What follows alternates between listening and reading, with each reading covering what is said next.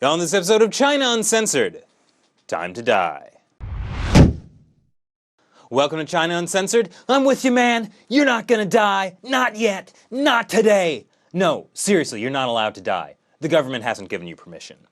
So, in China, besides the fact that you need 80 different kinds of certificates just to live, you also are not allowed to die in disasters unless the government allows you to.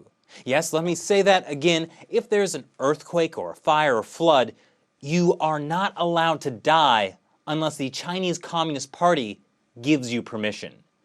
Now, you might be thinking, what? But remember, this is from the same people who won't let you reincarnate without permission either. They're a little controlling, the Communist Party. So Beijing recently suffered from some pretty devastating torrential rains, but no one had to worry because state-run CCTV made this reassuring announcement on July 9th. 非常重要的。另外，下了死命令，在城市里头坚决不能死人，这也是一个跟自己乌纱帽连在一起的决定，也能。Yes, you heard the man. No one can die inside of Beijing. Local officials would be held accountable if anyone did. Ow. So, since 2004, the Chinese Ministry of Public Safety has, based on a decision by the Chinese State Council, required every province and directly governed city like Chongqing to have death allowances.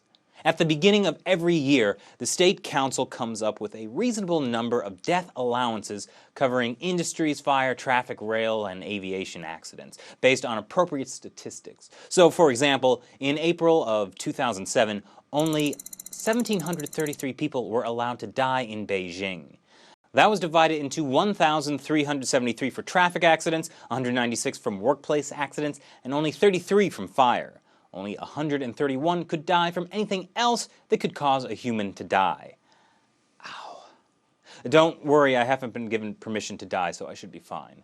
Now, obviously, this causes a few problems when there's some kind of disaster and people are selfish enough to die without permission. I mean, don't they know their deaths can reflect badly on their local officials? So, for example, in July of last year, a huge fire broke out in the biggest mall in Sichuan County in Tianjin City, another one of those directly governed cities. It was Sunday, the place was packed, it was a 5-story building, and the fire raged for 7 hours. Now, locals were saying that almost 400 people died in the blaze, but the official death toll was 10. I mean, you gotta figure, however many people died, they were already dead, right? Why risk ruining the career of some local official for going over quota with accurate figures? Then there was that whole SARS thing.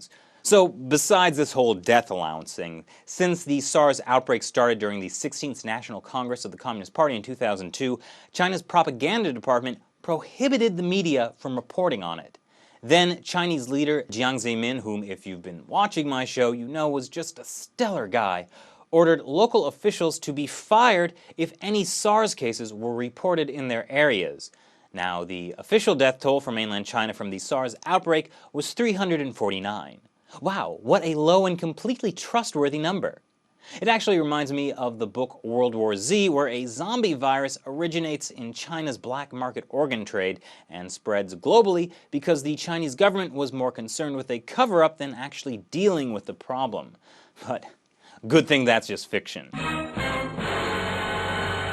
Thanks for watching this episode of China Uncensored. If you want more, check out China Uncensored's Twitter or Facebook page. Once again, I'm Chris Chappell. See you next time.